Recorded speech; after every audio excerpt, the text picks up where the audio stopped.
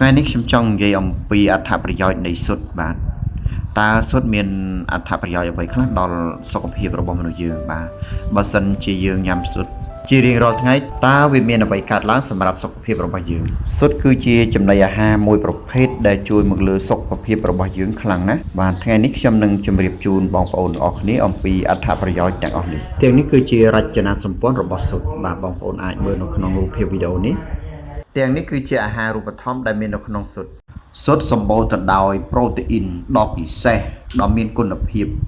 ទាំងផ្នែកសនិងផ្នែកលឿងរបស់ស៊ុតស៊ុតសម្បូរទៅដោយជាតិខ្លាញ់ពួកកូលេស្តេរ៉ុលបាទប៉ុន្តែជាពពួកដែលល្អបាទសម្បូរទៅដោយជាតិខ្លាញ់ដូចជាអូមេហ្គា3បាទជាពិសេសនៅផ្នែកក្រហមរបស់វាហើយនឹងសម្បូរទៅដោយពពួកវីតាមីនជាច្រើនមុខទៀតហើយវាសម្បូរទៅដោយជាតិរ៉ែបាទឧទាហរណ៍ដូចជាកាល់ស្យូមផូស្វ័រ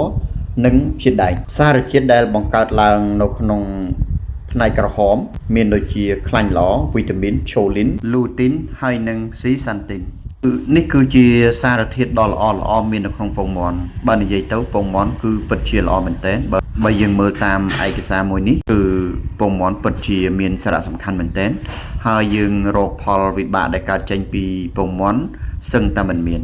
តោះអញ្ចឹងយើងមកមើលអត្ថប្រយោជន៍ក្នុងការជួយសុខភាពរបស់ស៊ុតទាំងអស់គ្នាបាទទាំងនេះហើយគឺជាអត្ថប្រយោជន៍របស់ស៊ុតបាទយើងមើលទាំងអស់គ្នាបាទជួយទៅលើស្បែកឲ្យស្បែកភ្លឺថ្លាល្អបាទជួយបណ្ដុះសក់ជួយកាត់បន្ថយសក់ជ្រុះបាទជួយទៅលើខួរក្បាលបង្កើនការចងចាំបំបាត់ stress បាទជួយភ្នែកសម្រាប់ភ្នែកដែលងងឹតតាមវ័យក៏អាចជួយមើលឃើញដែរជួយប៉ូវកម្លាំងប៉ូវសាច់ដុំធ្វើឲ្យយើងមានថាមពលមួយថ្ងៃបាទទាំងនេះគឺជាផលប្រយោជន៍ល្អបន្ទាប់បន្សំតែប៉ុណ្ណោះមានអត្ថប្រយោជន៍ដែលល្អជាងនឹងទៀតដូចជាវាជួយបង្កើនជួយជំរុញសារធាតុស៊ាំការពាររាងកាយជួយកម្ចាត់នៅកោសិកាខូចខាតជួយជំរុញនៅជាតិខ្លាញ់អាក្រក់បាទដោយសារនៅក្នុងស៊ុតវាសម្បូរទៅដោយខ្លាញ់ល្អអូមេហ្គា3អញ្ចឹងអាខ្លាញ់ទាំងអស់នេះហើយវាទៅជំរុះចោលនៅខ្លាញ់អាក្រក់ដែលមាននៅក្នុងប្រព័ន្ធឈាមរត់បាទចឹងខ្ញុំសូមត្រឡប់ក្រោយពាក់ព័ន្ធនឹងផលប្រយោជន៍របស់ពងមាន់បាទពងមាន់គឺជាអាហារមួយដែលសម្បូរទៅដោយអាហាររូបធម្មផ្សេងជួយដល់ផ្នែកសុខភាពរបស់យើងខ្លាំងណាស់ហើយបើយើងមើលតាមឯកសារមួយហ្នឹងគឺយើងរកចំណុចខ្វះខាតឬក៏គុណវិបត្តិដែលកើតចេញពីពងមាន់ហ្នឹងគឺអត់មានទេអញ្ចឹងគ្រាន់តែយើងល្បីតគ្នាថាពងមាន់គឺវាសម្បូរជាតិខ្លាញ់អាផ្នែកក្រហមរបស់វាហ្នឹង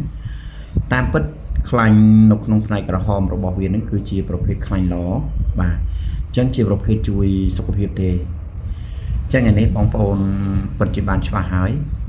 អញ្ចឹងការញ៉ាំស៊ុតជារៀងរាល់ថ្ងៃគឺអត់មានប៉ះពាល់អ្វីទៅដល់សុខភាពនោះទេតែផ្ទុយទៅវិញគឺវាជួយសុខភាពយើងបានល្អបាទអញ្ចឹងសម្រាប់វីដេអូនេះគឺខ្ញុំមានការចែករំលែកបាទតែប៉ុណ្្នឹងទេបាទជាចុងក្រោយក៏សូមថ្លែងអំណរគុណយ៉ាងខ្លាំងដល់បងប្អូនដែលបានទស្សនាហើយបើសិនជាមានខុសឆ្គងពាក្យពេចន៍ឬក៏កន្លែងណាមួយដែលមិនសមរម្យក៏សូមបងប្អូនខន្តីនិងអភ័យទោសផងចា៎បាទខ្ញុំបាទជាចុងក្រោយគឺសូមជម្រាបលា